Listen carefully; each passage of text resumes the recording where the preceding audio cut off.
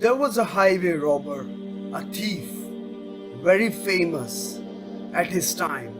He was in love with one girl and he had the habit of sneaking in her house some way and watching her, observing her for some time. And in nights, he would go and attack caravans, Hajj caravans, travelers, and he would strip him of their property and their wealth and their belongings.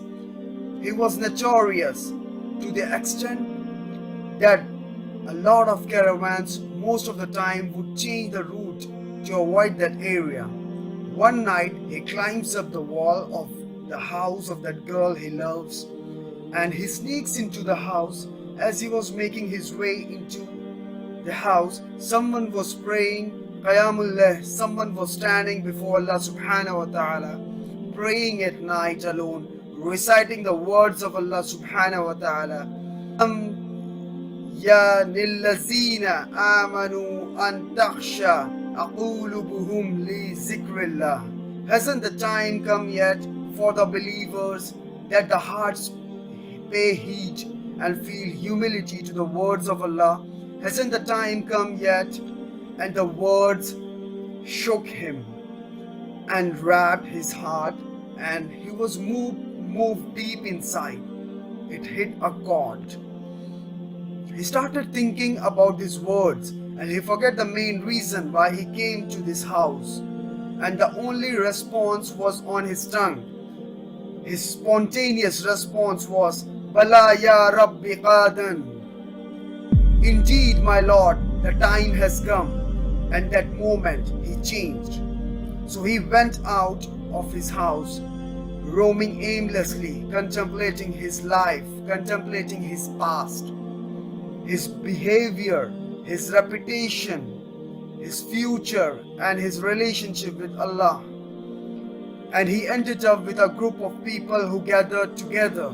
They lit a fire and they were travelers, strangers, and he asked that permission to join them and he sat with them.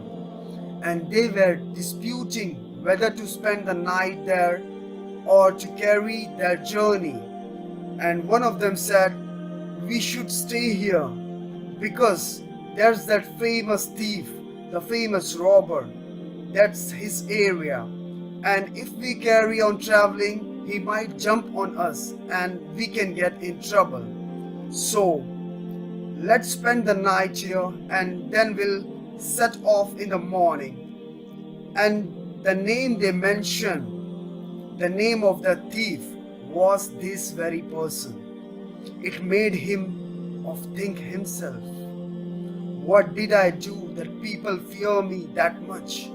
What kind of curse I have become to humans, to humanity, that people don't even feel safe in their lives and their property because of me. All of this made him question his life, question his way of life, and then he made the decision that I will change because it's my responsibility.